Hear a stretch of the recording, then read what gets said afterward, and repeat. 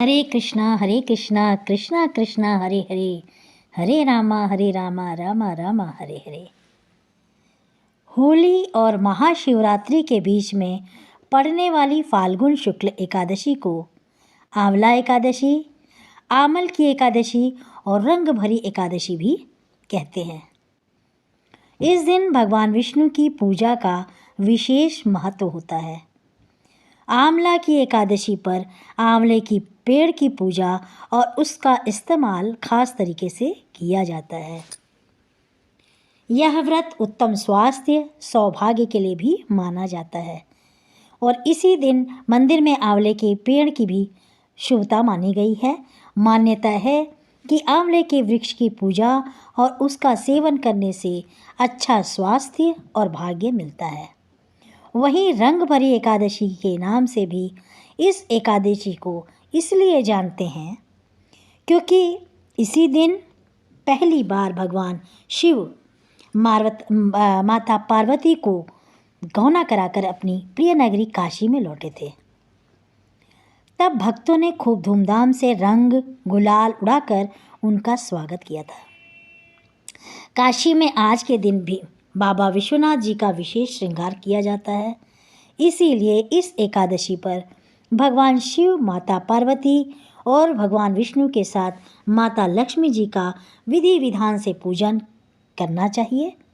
फाल्गुन शुक्ल पक्ष एकादशी तिथि प्रारंभ होगी 9 मार्च दिन रविवार को सुबह 7:46 से।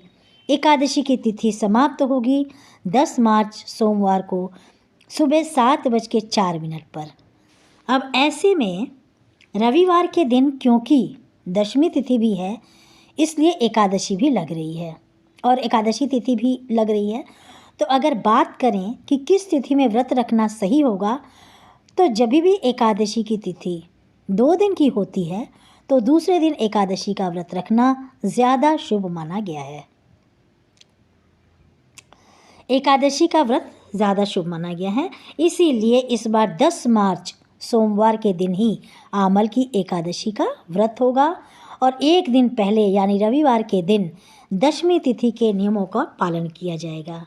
क्योंकि रविवार का दिन है, रविवार को तुलसी के पत्ते नहीं तोड़े जाते और आप एक दिन पहले शनिवार के दिन ही तुलसी के पत्ते तोड़ कर रख लें। 10 मार्च सोमवार को ब्रह्म मुहूर्त का जो समय रहेगा वो 5:07 से 5:55 तक सूर्योदय होगा और 6:04 सूर्यास्त। शाम 6:30 बजे प्रातःकाल पूजा मुहूर्त रहेगा। तो सुबह 7:04 से 8:51 तक। इसके अलावा आप ब्रह्म मुहूर्त में भी पूजा कर सकते हैं। शाम की पूजा का मुहूर्त शाम 6:24 से 7:09 तक रहेगा और राहु काल का समय रहेगा सुबह 7:30 से 9 बजे तक। और इस बार एकादशी के दिन सर्वार्थ सिद्धि योग सुबह 6:36 से लेकर रात 12:51 तक रहेगा।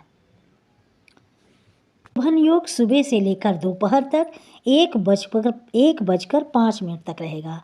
रवि पुष्य नक्षत्र का योग भी बन रहा है जो कि पूरे दिन रहने के बाद रात में 12:51 पर समाप्त होगा।